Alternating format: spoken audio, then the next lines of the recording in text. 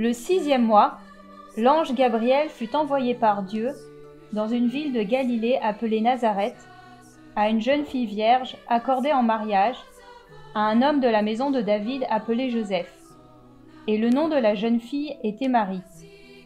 L'ange entra chez elle et dit : « Je te salue, comblée de grâce, le Seigneur est avec toi. » À cette parole, elle fut toute bouleversée et elle se demandait ce que pouvait signifier cette salutation.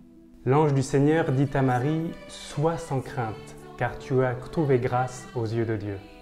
Voici que tu vas concevoir et enfanter un fils. Tu lui donneras le nom de Jésus. Il sera grand, il sera appelé fils du Très-Haut. Le Seigneur Dieu lui donnera le trône de David, son père. Il régnera pour toujours sur la maison de Jacob, et son règne n'aura pas de fin. » Marie dit à l'ange : « Comment cela va-t-il se faire, puisque je ne connais pas d'homme ?» L'ange lui répondit : « L'Esprit Saint viendra sur toi, et la puissance du Très-Haut te prendra sous son ombre.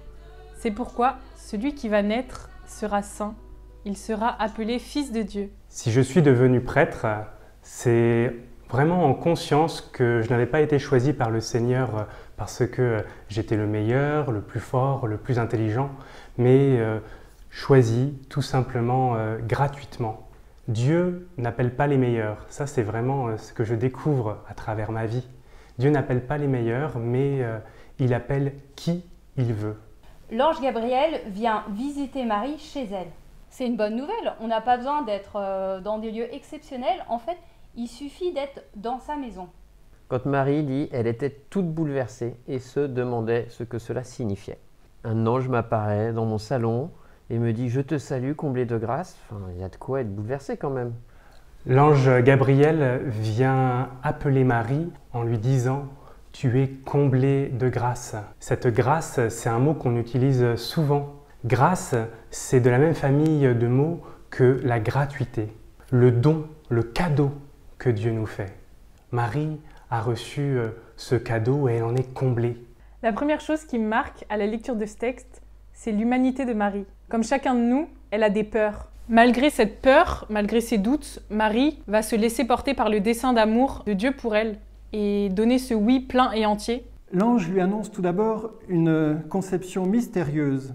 Et l'ange lui donne déjà une mission, nommer son fils, de l'appeler du nom de Jésus. En acceptant cette première mission, Marie reconnaît déjà la paternité de Dieu sur Jésus. Le Seigneur Dieu lui donnera le trône de David, un fils qui va devenir roi, et un roi qui régnera pour toujours et dont le règne n'aura pas de fin. Voilà de quoi compléter le trouble de Marie. Seigneur, je te rends grâce pour tous ces chemins, tous ces lieux où tu as été présent dans ma vie, toute cette fidélité que tu m'as manifestée. À l'image de Marie, donne-moi d'être dans cette confiance permanente envers toi. Seigneur, par l'intercession de la Vierge Marie, aide-nous aujourd'hui à ne pas avoir peur de répondre à ton appel.